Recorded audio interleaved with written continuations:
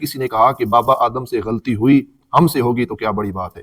یہ جو قول ہے یہ قول حرام ہے، یہ بہت بڑی جسارت ہے۔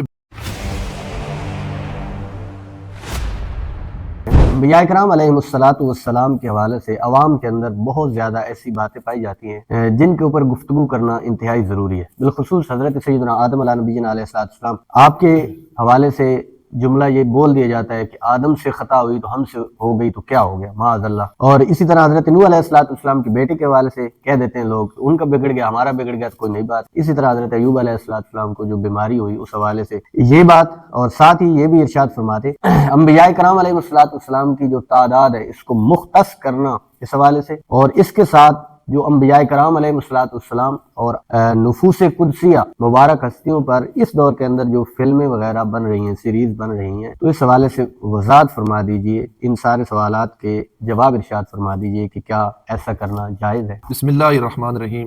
سب سے بنیادی بات، آدم علیہ السلام کی طرف خطا کی نسبت یا کہنا کہ آدم علیہ السلام سے غلطی ہوئی تو ہم سے ہوگی، تو اس میں کوئی کیا بڑی بات؟ دیکھیں، شرع عقائد کا ایک فیصلہ ہے۔ شرع عقائد جو مدارس میں کتاب پڑھائی جاتی ہے، یہ ہمارا عقیدہ ہے۔ انہوں نے عبارت لکھی ہے الانبیاء کلہم معصومون عن خطاء الصغیرۃ والکبیرۃ من قبل النبوۃ وبعد النبوۃ۔ اللہ فرماتے ہیں کہ سارے جو انبیاء علیہ السلام ہیں، آدم علیہ السلام سے عیسیٰ روح اللہ تک، وہ سارے جو ہیں وہ معصوم ہیں، قبل نبوت بھی اور بعد از نبوت بھی۔ ان سے گناہ صغیرہ اور کبیرہ کا ارتکاب یا صدور نہیں ہو سکتا۔ اب رہا وہ بات جس کا سوال آپ نے کیا ہے کہ یہ کہنا کہ آدم علیہ السلام سے غلطی ہوئی ہم سے ہوگی تو پھر کیا ہے؟ جی، اعلیٰ حضرت رحمۃ اللہ تعالی علیہ فرماتے ہیں کہ یہ معاملہ اور یہ قول حرام ہے۔ اگر کسی نے کہا کہ بابا آدم سے غلطی ہوئی ہم سے ہوگی تو کیا بڑی بات ہے، یہ جو قول ہے یہ قول حرام ہے، یہ بہت بڑی جسارت ہے، یہ بہت بڑی ہمت ہے جس نے یہ کہا۔ یہ سوچے نا کہ اللہ تعالیٰ معاف کرے اگر ہم نے کوئی چھوٹا گناہ کیا، یا اللہ معاف کرے ہم نے کوئی بڑا گناہ کیا، اور ہم اپنے گناہ کو اس کے ساتھ تعبیر کریں۔ اللہ علماء نے کہا کہ وہ ان سے بھول ہوئی تھی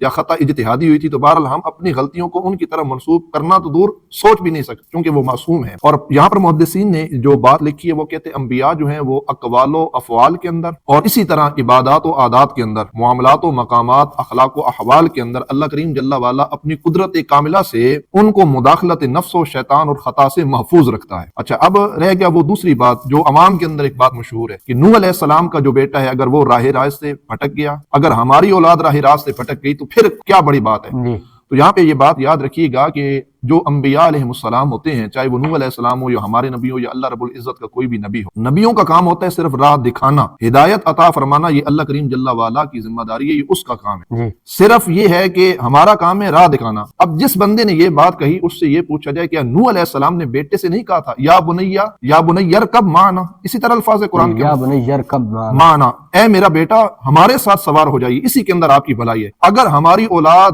وہ راہ راست پر نہیں آ رہی یا وہ گمراہی کی راہ پہ چل رہی ہے تو کیا والدین نے یہ ذمہ داری پوری کی ہے کہ ہم نے ان سے کہا کہ وہ راستہ ٹیڑھا ہے، آپ اس راستے پہ آئیے، یہ دین اسلام کا راستہ ہے، یہ سچا راستہ ہے، یہ بھی تو نوح علیہ السلام کی سنت مبارکہ ہے، راہ راست پہ لانا۔ لیکن ہم نے نہیں کہا، ہم نے سارا معاملہ چھوڑ دیا کہ دیکھو جی وہ گمراہ ہو گیا تو ہمارا بیٹا گمراہ ہو گیا تو پھر کیا ہے۔ اور دوسری بات یہاں پر یہ ہے کہ سوچنا چاہیے اگر نوح علیہ السلام کا بیٹا گمراہ ہوا تھا تو کیا نوح علیہ السلام اس گمراہی کے معاملے میں وہ ناراض تھے یا اس پر وہ راضی تھے؟ اللہ اگر وہ ناراض تھے تو کیا ہم انبیاء علیہ السلام کی پھر ناراضگی کو معاذ اللہ حاصل کرنا چاہتے ہیں یا ہم نے ان کی رضا کو حاصل کرنا؟ تو رضا اسی بات کے اندر ہے کہ راہ راست پہ لایا جائے، ان کو راہ دکھائی جائے۔ باقی یہ اللہ تبارک و تعالیٰ کا کام ہے، کسی کو ہدایت عطا فرمائے کسی کو ہدایت عطا نہ فرمائے۔ دیکھیں سرکار نے بھی راستے بتلائے تھے، یقیناً بلال حبشی کو بھی بتلایا، ابو لہب کو بھی بتلایا، ابو جہل کو بھی بتلایا۔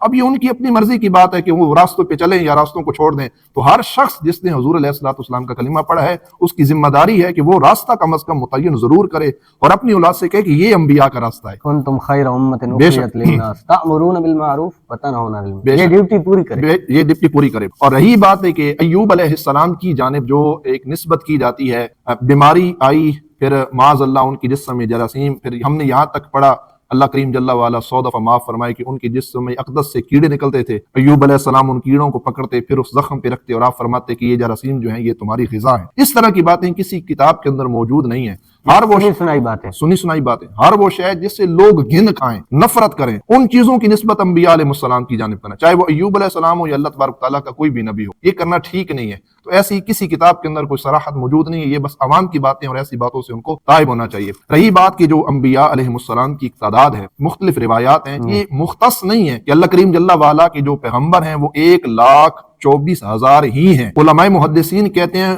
وہ جو تعداد ہے اس کو مختص نہ کیا جائے۔ بعض میں یہ ہے کہ اللہ کریم جل وعلا کی جو انبیاء ہیں ان کی تعداد 2 لاکھ سے بھی زائد ہے۔ اگر ساتھ میں یہ جملہ 1,24,000 کم و بیش یہ کم و بیش کا لفظ کہا جائے یا یہ کہا جائے اللہ تعالیٰ کے سارے انبیاء جملہ انبیاء علیہ السلام کی پاک کروا کو پہنچائے، تو یہ بھی بات ٹھیک ہے۔ رہی وہ بات کہ جہاں پر انبیاء علیہ السلام بالخصوص سیدنا یوسف علیہ السلام کا معاملہ، حضرت موسیٰ علیہ السلام اور نفوس قدسیہ میں ہم نے دیکھا کہ حضرت سرکار مولا علی المرتضیٰ شیر خدا کرم اللہ تعالی وجہہ الکریم حضرت سیدنا عمر فاروق رضی اللہ تعالیٰ عنہ آپ کے حوالے سے یہ جو فلمیں بنائی جاتی ہیں، اچھا ان کا بنانا بھی حرام اور ان فلموں کو دیکھنا بھی حرام۔ اچھا دیکھیں پھر یہ لوگ ایسے لے کر آتے ہیں، کون ہے بندہ جو یہ تصور کر سکتا ہے کہ معاذ اللہ میں نبی ہوں؟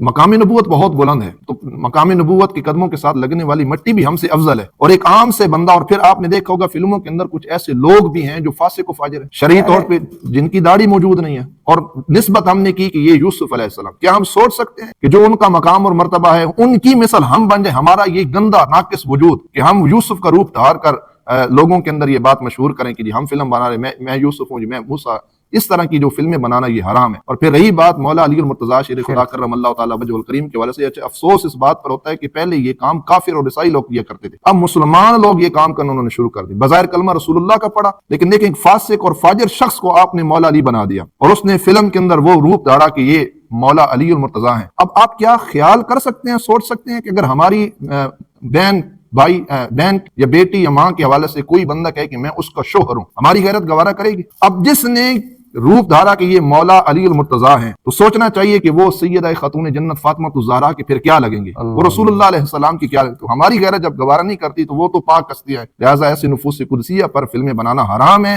اور جو حضرات دیکھتے ہیں یہ گناہ کبیرہ بھی ہے، یہ حرام فعل بھی ہے، اس سے اجتناب کرنا لازمی ہے۔